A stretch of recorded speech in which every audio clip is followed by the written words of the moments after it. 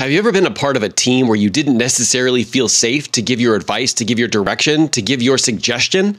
Well, if that's the case, and if you're a leader, what happens if that's actually happening to you?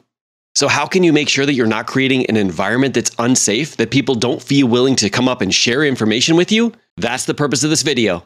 Let's go.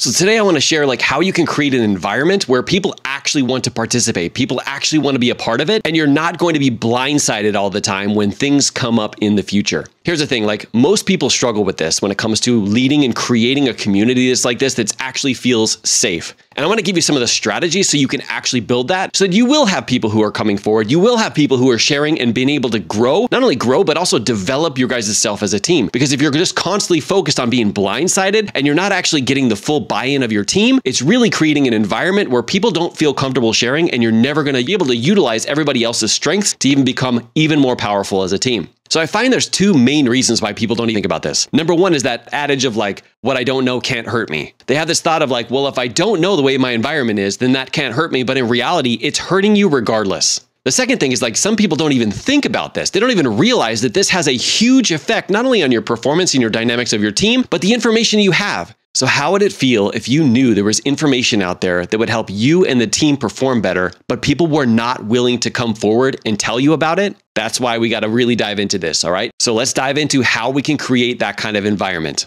Number one, and this is going to be a little bit difficult, but leaders do not overreact when people do bring information to them. This is something that I really have to practice even when it comes to leading at home. So if my son or my daughter come up to me and tell me something, I cannot overreact. It's the same thing with my business. It's the same thing at work. If I overreact, I'm basically telling them not to bring this kind of information to me in the future. Instead, I got to take a tactical pause, take a second to regroup, and then respond, instead of immediately going back with whatever is coming into my mind in that moment. What I want to create is I want to create an environment where when something happens with my daughter's like, oh my God, my dad can't learn about this. I want her to be like, you know what? This just happened to me. I need to call my dad. And I'm sure that's the same thing that you want as a leader. So in order to do so, we have to make sure that we do not overreact when people do bring us things. Now, the second piece, and this is equally difficult, is we have to be willing to share some of the things that we're going through or some of the things that we've gone through in the past. Now, there's a way that we could do this without airing our dirty laundry. But in reality, if we are not willing to share some stuff with the people that we're leading,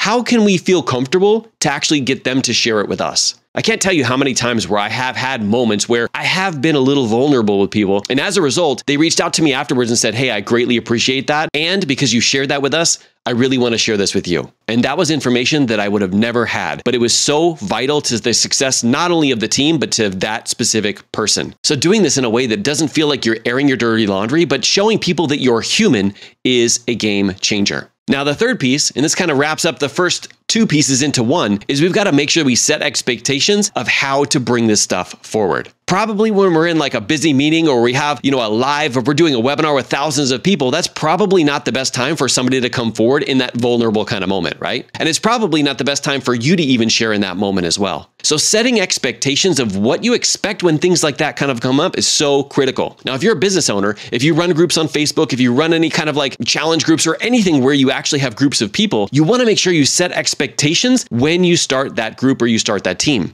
Letting people know hey, if you need some help, you're struggling with something, you can come into this group, but this is not a group for whining, for bitching, for just complaining about things. You have to be willing to find an answer.